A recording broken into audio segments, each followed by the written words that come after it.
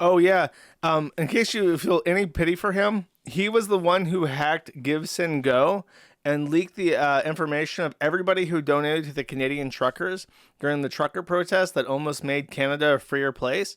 And had all of them rounded up into Canadian gulags and had their bank accounts frozen and their jobs ruined and their CDLs taken back. He's the guy responsible for that. So let's enjoy this for a second. Uh, oh my god, this is another thing where I get to like go down memory lane and talk about somebody I hate. So let's do that. The United States Department of Justice has announced that the United States unsealed charges for the theft of Texas Republican Party data against a Canadian national named Aubrey Codd, 37. Does anyone recognize the name Aubrey Codd? It may be familiar to some old internet users. In fact, I got a lot of people sending me messages about this because we have a little bit of a familiarity. His name is Kirtaner, and he was the admin of 420chan. These were his last messages as the FBI were... sorry, not the FBI. I think the Canadians are extraditing him. But as the Canadian Mounties were banging down his door, he posted on his alt account, "I'm being arrested for hacking right now. Help." And that was his final message to the internet. What's really funny, though, about this is that some years ago, this was in the end of 2020, Kirtaner was actively threatening me. And I don't even remember what for, but he was very angry at us, and he tweeted this out. "By the way, I do intend on the destruction of Kiwi Farms and Josh Moon seeing a prison cell."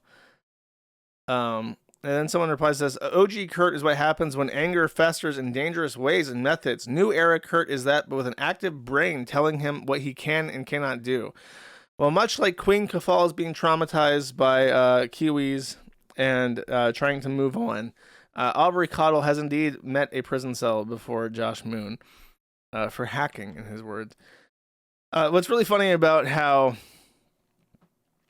this guy says that he has an active brain telling him what he can and cannot do. Longtime viewers of the Man at the Internet show will know that at some point in time, I featured a video of him. I think it was even around this time that he was threatening me. I got spooked by this, by the way, because I know who he is. He ran the Twitter account Real OG Anonymous, which had like 1 million followers. He claimed to be the founder of Anonymous. He ran 420chan. He actually sold 420chan to Frederick Brennan at some point, if I remember correctly. So it's like, I knew this guy. He had a reputation. And it's like, I took him seriously. I consulted some people. I even reached out to people that I wasn't really friendly with. And I'm just like, hey, you know this guy. What is like his actual seriousness in this threat? And they said, don't worry about it. And one guy linked me to his Twitch channel, because at the time, he relied on 420chan as his sole source of income. And to promote his streams, which he couldn't monetize directly, so to promote his streams, which do make money, he would embed his streams on the site, which annoyed the fuck out of a lot of people on 420chan. But what did he stream? He streamed himself in agony.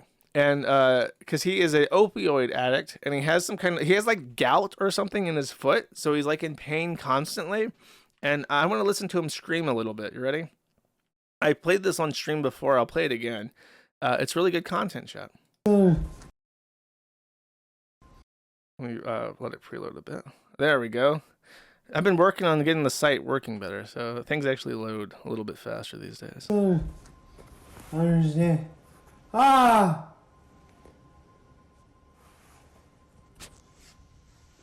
Yeah, blown up.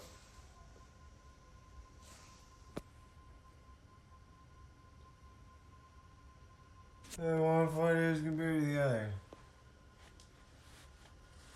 Hey. Stick a balloon. Go away!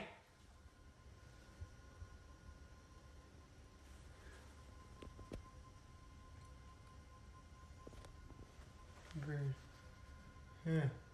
Normal foot. Not a normal foot. Ah!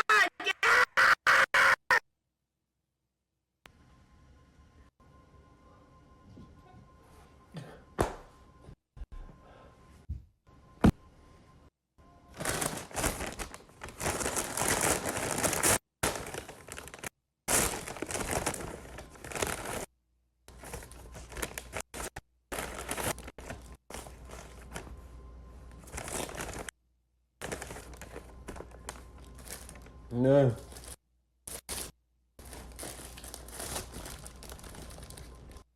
Oh. Oh. Hmm.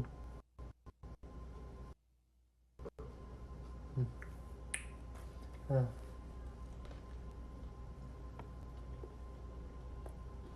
Hmm. Ah!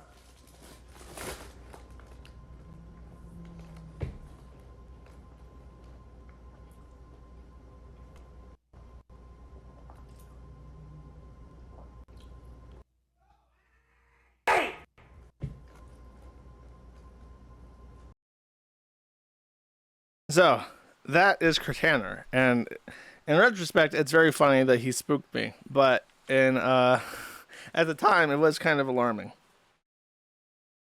There's actually another montage of this. I never understood why he was screaming um the during the video, because I just thought, like, is he just like writhing in pain constantly? However, I found this video as well, which I've never seen before, and it's like a 33-minute long by sprayed. That's funny. So I guess he put this together. He put it on YouTube as well. I didn't see it on the forum, but it's a 30-minute long compilation of him, including that one clip that I showed you of him just like screaming in pain. And now that I've seen this, I understand a little bit better about why he does that. You ready? I would be using my legs heavily, and my leg is the most. I could upload it somewhere and send you a link. Ah. Plus, I have to get up and move and stretch. Anyway. No, I'm night shift.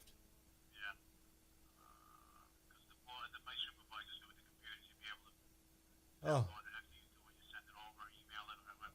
Okay.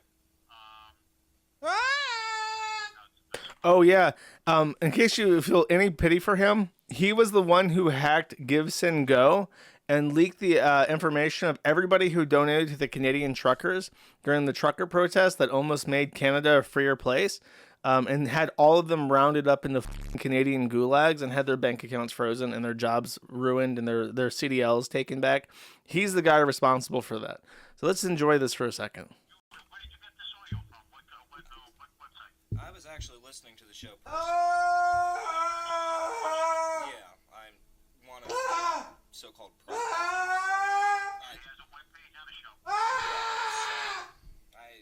haven't uploaded the audio feed yet, but yeah. This is constant with him. It just doesn't stop. It's a never. Yeah. Constantly provoking these problems over the phone and over the air and on the website. We're constantly going over there to curtail the problems before they happen. Why is there in front of me? We haven't really had God, make me fucking step! We usually know about it. We go there. We address it. Yeah. So far, I've heard that no permits been issued. Usually, the FBI usually keep it.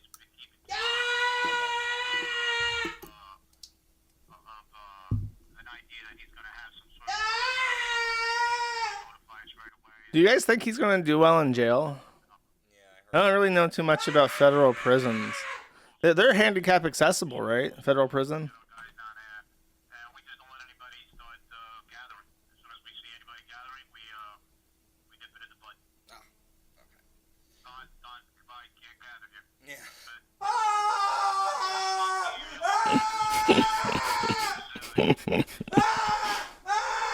Watching all the festivities.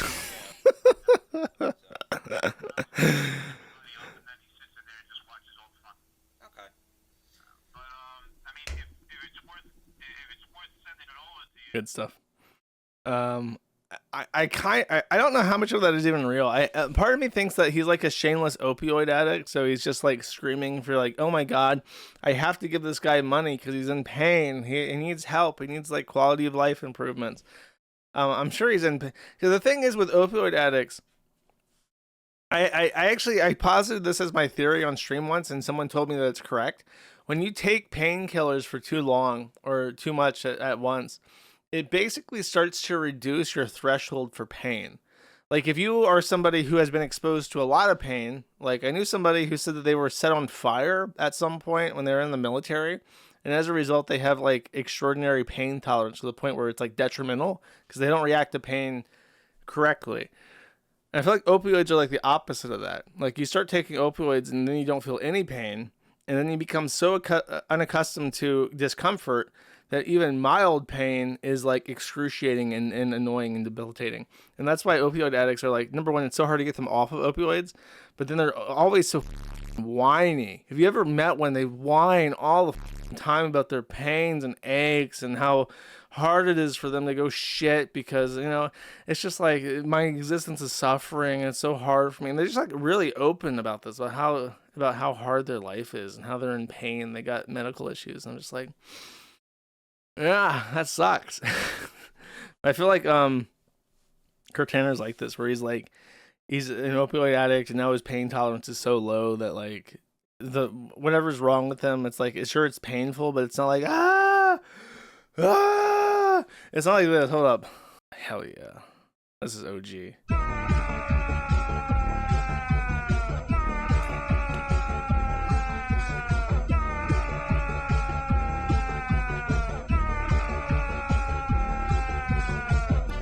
This is what we watched when I was a kid, chat. I don't know about your Minecraft videos. This was what we watched on Newgrounds when I was a little kid.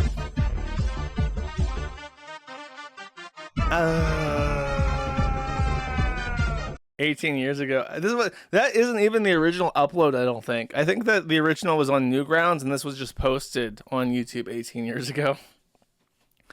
Back in my day, boys, we used to watch black men screaming as they fell down a hill. Y'all youngins don't got shit on us. We knew how to have a good time. We knew what kind of content to watch on YouTube. Now all y'all's got is your Minecraft slop and your VTubers, your tubers. You got fake tubers, you got real tubers, you got flesh tubers, you got Hassan Piker talking about communism and shit. Back in my day, we did it right. We did it right and we were normal. Just a quick little update on Kirtaner. Kirtaner was arrested. He seems to be out right now. And his ex-wife and mother of his child. And she's saying, so here's my ex-husband begging me for what little money I have left while owing $4,000 already. And then he sent money from someone else and still doesn't have anything. And then she tags him. He's untagged himself, but that is Kirtaner. And in these chat messages, Aubrey says, let's see you lose $8,000 in a few hours and tell me if you have any desire to run it back. I bought Sol, which is a cryptocurrency, with the last $70 in my bank account and lost it in all 5 minutes. Don't bother me. I want to be alone. This would be beyond of you, but I want to make it work. Shoot me over $250 from your crypto account and I will swing trade reliable charts for a day or two and send back what you're owed. I'm too tilted and pissed to run back $5. I can swing $250 to $2,500 in 1 to 2 days. Again, idea, but blah. If for God knows what reason you decide to do it, buy 2 Sol and send it to. He's asking his ex-wife that he owes money to send him gambling funds. The boss manification of one of my nemesis chat is complete. Really amazing to see. You just love to see it. This is a different one. Here are exes admitting to blocking me after I told him repeatedly I did not feel safe with meeting up with him in real life because I was convinced he would hurt our child. And he says, gonna try to get stuff in motion for what he needs for the passport. Don't bother typing or sending anything. This is a one-way conversation and none of your replies will come through. Best iMessage quirk. This guy's a dickhead. And then here is me asking for an apology, which I had been asking for, and he still refuses to give me a simple apology while asking for my money. I wish people could see how abusive he was and how much I try to look past because I didn't care. Because I cared and he doesn't. Literally waiting for you so I can go make money. She says, no, I told you plenty of times I'm not. Plenty, go scroll up and read. You can dig your claws into someone else and drain them vampire. He says, okay, I'm not going to do that. Ultimately, it's your decision. And a few days ago, a few days of methodical swing trading, my bread and butter, and done. Or we can both wait until unknown length. Or, okay, passed out. Sorry. Suffer. He's going to trim my rune armor next. Just trust me.